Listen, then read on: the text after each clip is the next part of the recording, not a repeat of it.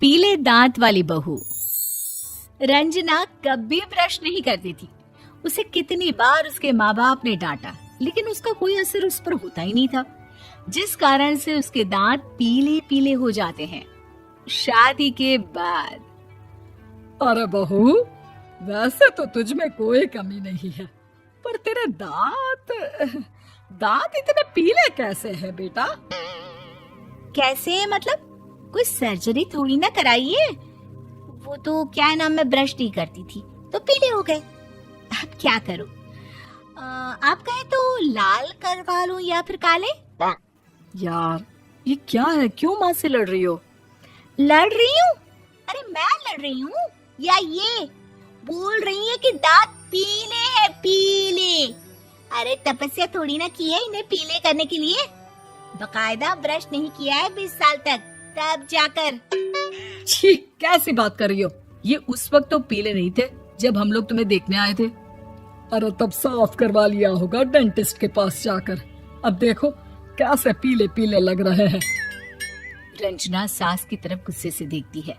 फिर शुरू हो गई पीले पीले पीले।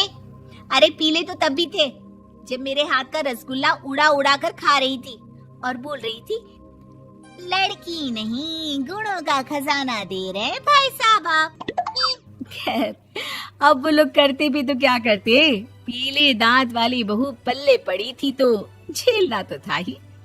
एक दिन कीर्तन में रंजना गाना गा रही थी।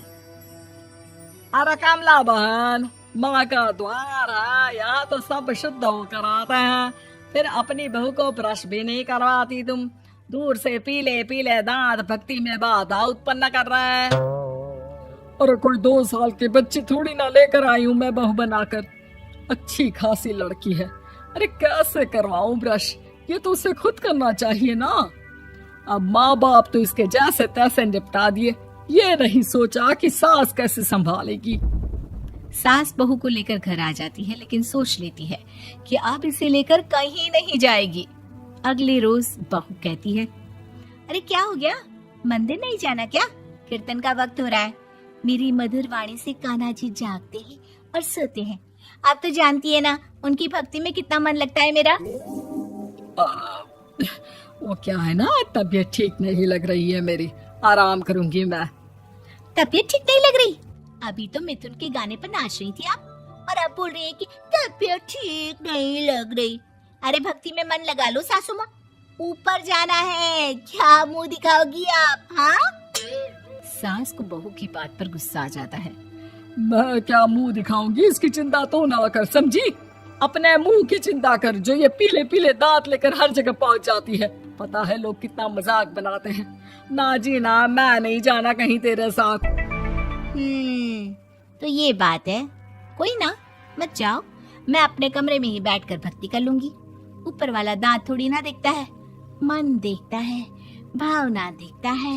और अरे बस बस, तू सब कुछ दिखा, बस ये सफेद चमकदार दांत ना दिखाना किसी को, है? जा यहाँ से। बहू को सास की बात का कोई फर्क नहीं पड़ता, वो तो जैसी थी वैसी ही रह जाती है। सुबह नहाकर किचन में खाना बनाना, फिर खाना खाना, कीर्तन भजन करना और सो जाना। एक दिन, माँ जी मैं सहेली के घर जा रही हूँ, शाम को लेट आऊंगी। हाँ हाँ तो जाना, मैंने कौन सा तेरी आरती करनी है घर पर बैठकर। रंजना सहेली के घर जाती है, जहाँ वो पार्टी में जाने की तैयारी कर रही होती है। अरे शिखा, कहाँ जाने की तैयारी कर रही है?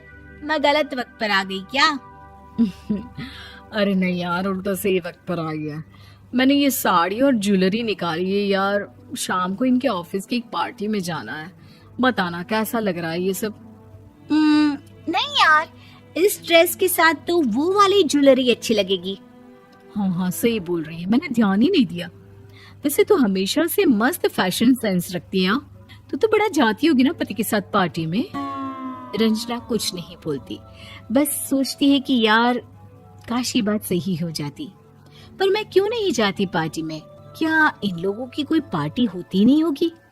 रंजना घर आती है और रात में पति से सवाल करती है, एक बात बताइए, आप मुझे किसी पार्टी में क्यों नहीं ले जाते? क्या आपकी यहाँ ऑफिस में पार्टी नहीं होती? पति बेचारा क्या कहता कि दांत पीले हैं तुम्हारे इसलिए।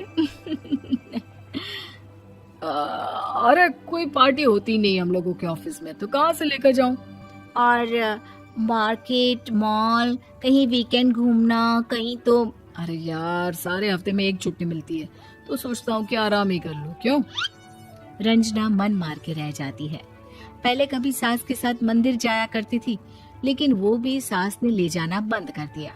घर बैठी बैठी रंजना बोर हो जाती है। तभी उसे आइडिया आता है और वो मायके जाने का सोचती है। सासू माँ, 2 दिनों के लिए मम्मी के घर जा रही हूँ। अच्छा अच्छा, ठीक है, आराम से जा। और हाँ, माँ से कुछ अच्छी आदत सीख कर आना कि कैसे शरीर के हर भाग की तरह दांतों की सफाई भी जरूरी होती है, समझी? शुरू हो गई ना आप। वो लोग आपकी तरह नहीं है कि छोटी छोटी बात का बतंगड़ बना दे। उन लोगों के लिए मैं मायने रखती हूँ, ना कि मेरे पीले पीले दांत। रंजना माँ को बिना बताए उन लोगों को सरप्राइज देती है, लेकिन जैसे ही वो दरवाजे पर पहुंचती है, अंदर देखती है कि घर वाले कहीं जा रहे होते हैं।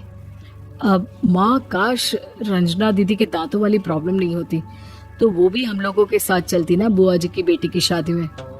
हाँ बेटा, लेकिन अब उसे कौन समझाए कि उसको उसके पीले दांत नहीं दिखते, लेकिन उसके आसपास के लोगों को कितना एम्बैरेसिंग फील कराते हैं। मुझे तो कितनी बार उसके स्कूल की टीचर ने शिकायत की कि उसके साथ कोई लड़की बैठना भी नहीं चाहती, और ना ही कॉलेज में कोई उससे बात करना चाहता था।